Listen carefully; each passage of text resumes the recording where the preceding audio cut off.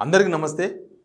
రాష్ట్రంలో last 1 week నుంచి రచ్చరచ్చ జయ జయ తెలంగాణ పాట ఒకవైపు, ఈ జాతీయ మన రాష్ట్ర ఎంబ్లంలో ఈ చార్మినార్ కాకతీయ కళాతోరణం తీసేస్తున్నారన్న రచ్చ.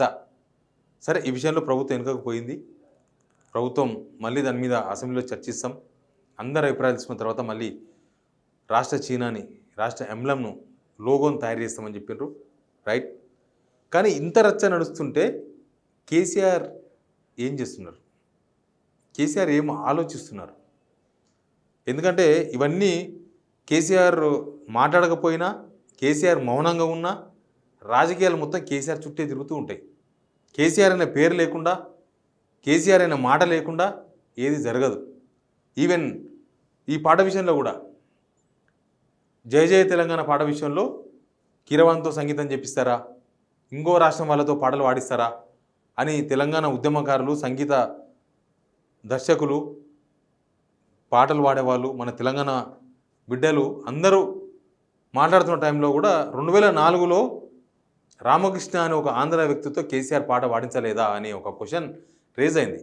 సరే, ఆ క్వశ్చన్కు బీఆర్ఎస్ వాళ్ళు చెప్తున్న సమాధానం, ఆ పాటను రాష్ట్రగీతంగా గుర్తించలేదు కదా, ఆంధ్ర రామకృష్ణ గారు పాడిన పాటను గుర్తించలేదు కదా, కాబట్టి అది అంతటితో అయిపోయింది. పాడించడం స్టార్టింగ్లో పాడించడం, ఇప్పుడు లేదు, అది ఆ గీతం ఆయన వాడిన గీతాన్ని ఎక్కడ గుర్తించలేదు కాబట్టి దానికి అంత ప్రయారిటీ లేదన్నట్టుగా వాళ్ళు మాట్లాడుతూ ఉన్నారు.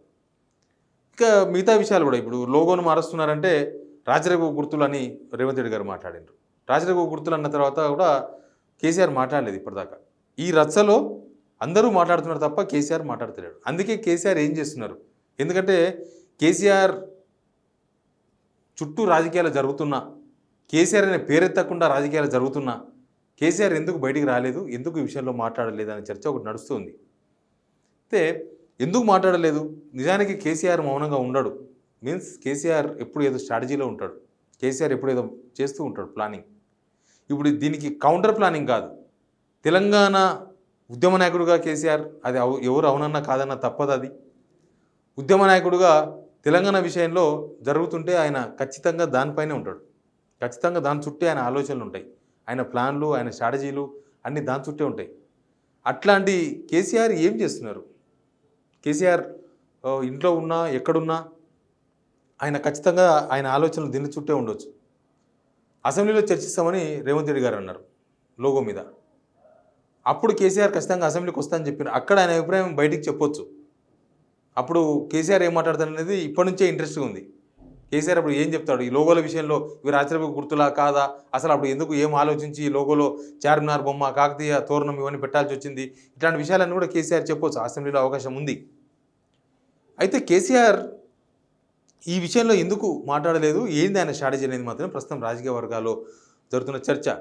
ఇప్పుడు ప్రభుత్వం జూన్ 2 ఆవిర్భావ దినోత్సవం, తెలంగాణ ఆవిర్భావ దినోత్సవం చాలా గ్రాండ్గా ఏర్పాటు చేసి చాలా గ్రాండ్గా జరిపేందుకు ఆల్రెడీ ప్లాన్ అయిపోయింది. ఇక్కడనే ప్రేయర్ గ్రౌండ్లోనే సోనియా గాంధీ గారిని పిలిచి మరీ తెలంగాణ ఇచ్చిన సోనియా గాంధీ గారు చెప్తూ సోనియా గాంధీని ముఖ్య అతిథిగా ఆహ్వానించారు. కాంగ్రెస్కు కౌంటర్గా బీఆర్ఎస్ కూడా సపరేట్గా తెలంగాణ అవతరణ దినోత్సవ సంబరాలను ప్లాన్ చేసింది ఆల్రెడీ. అమరవీరుల స్తూపం, ఆయన ప్లానింగ్ అంతా కూడా, కేసీఆర్ ప్లానింగ్ అంతా కూడా అమరవీరుల స్తూపం, తెలంగాణ ఐకానిక్స్, తెలంగాణ ఉద్యమం గుర్తులు అయితే ఉన్నాయో వాటి చుట్టూ ప్లాన్ చేసిండు.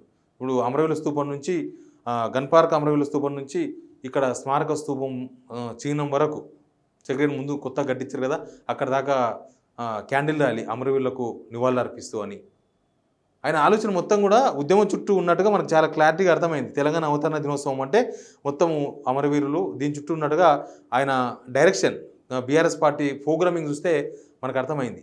దీని ద్వారా ఏం చెప్పదలుచుకున్నారు కేసీఆర్ అంటే, కేసీఆర్ చేసిన స్ట్రాటజీని కాంగ్రెస్ ఎందుకు చేయలేకపోయిందన్న క్వశ్చన్ కూడా ఉంది. ఎందుకంటే ఎంతసేపటికి ఇది ఒక సంబరాలు కాబట్టి, మేము అధికారంలో ఉన్నాం కాబట్టి, మేము సంబరాలు చేయాలి కాబట్టి, తెలంగాణ నేను సోనియానే ఇచ్చింది కాబట్టి ఒక ప్రోగ్రాం పెట్టేసి గవర్నమెంట్ తరఫున సైనిక విన్యాసాలు, ఇంకా రకరకాల ప్రోగ్రామ్స్, ఏదో సాంస్కృతిక కార్యక్రమాలు తప్ప తెలంగాణ ఆత్మను టచ్ చేయలేదు. కాంగ్రెస్ కార్యక్రమాలు తెలంగాణ ఆత్మను టచ్ చేస్తూ కార్యక్రమాలు ఎక్కడ ఏర్పాటు చేయలేదు. కార్యక్రమాలన్నీ కూడా పైన ఏదో ఒక కార్యక్రమం, ఒక ఈవెంట్ లాగా కాంగ్రెస్ అరేంజ్ చేసిందన్న విమర్శలు వినిపిస్తున్నాయి ఆల్రెడీ. కేసీఆర్ అరేంజ్ చేసిన ప్రోగ్రామ్స్ ఏమో మొత్తం అమరవీరులు దాని ఆత్మ తెలంగాణ ఆత్మ చుట్టూ తిప్పుతూ ఉన్నారు.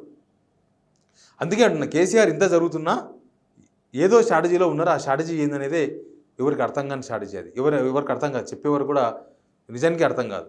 ఆయన రాజకీయాలు డిఫరెంట్గా ఉంటాయి, ఆయన స్ట్రాటజీలు కూడా డిఫరెంట్గానే ఉంటాయి. దీనిలో కేసీఆర్ బయటకు వచ్చి మాట్లాడితే ఇంకా రచ్చ అయ్యేది. దీని మీద రాజకీయం ఎక్కువ నడిచేది.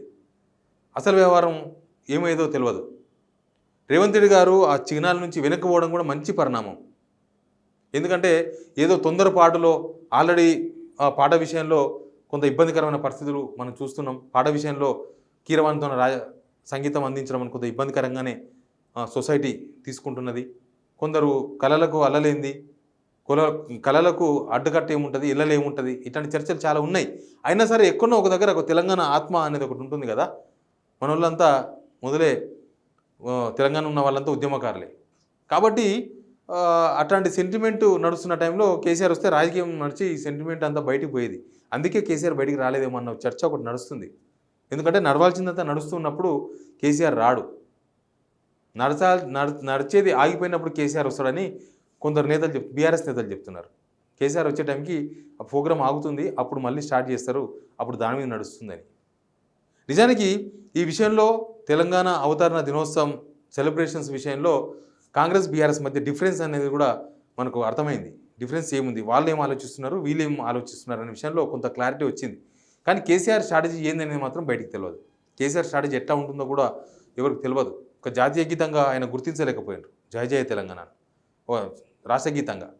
కానీ రేవంత్ రెడ్డి గారు రాష్ట్ర గీతంగా ఆయన చేయలేదు కాబట్టి ఈయన చేద్దామన్న తొందరన ఏదో ఒకటి దాన్ని తొందరగా గుర్తించి జనాలకు వదిలేద్దామన్న ఆతృతన తెలియదు.